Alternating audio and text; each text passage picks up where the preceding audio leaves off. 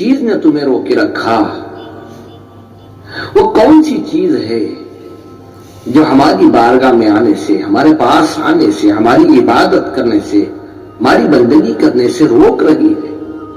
کہا 1 مہینہ ہمارے لیے دے دو، 1 مہینہ ہماری بندگی کرو، ہماری عبادت کرو۔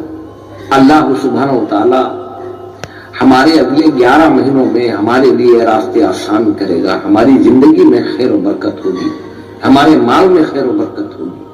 کیا عجیب بے وفائی ہے، اتنی نمک حرامی، سب کچھ اس کا دیا ہوا ہے، جان اس کی ہے، زمین اس کی ہے، زمین سے نکلنے والے غلے اس کے ہیں، سب استعمال کرتے ہیں، ہواؤں کو لیتے ہیں، سورج کی روشنی سے فائدہ اٹھاتے ہیں۔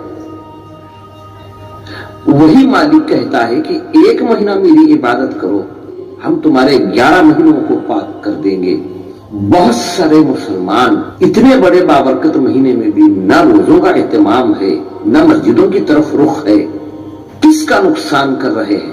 نکلو غفلت سے باہر، یہ غفلت ہمیں آگے بہت بہت بڑا نقصان کھڑا کر دے گی۔ بہت سارے مسلمان جو ہیں وہ مسجدوں سے دور ہیں، کیا ہوگا؟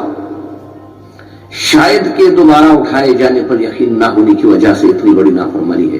ایک بہت بڑی طاقت سے ٹکر لے رہے ہو میرے بھائیوں، سمجھ جاؤ آدھا رمضان گزر چکا ہے، دوسرا عشرہ ختم ہونے پر ہے، کچھ تو کر لو، کچھ تو اللہ سے مانگ لو، معافیاں مانگ لو۔ اللہ بڑا کریم ہے، بڑا رحم کرنے والا ہے۔ دعائیں کرو کہ اللہ سبحانہ و تعالی ہمیں اس دنیا میں جو آئے ہیں اس کا مقصد ہمیں سمجھ میں آ جائے۔ اے اللہ ہمیں تیرے ہونے کا یقین عطا فرما، تجھ سے ہونے کا یقین عطا فرما۔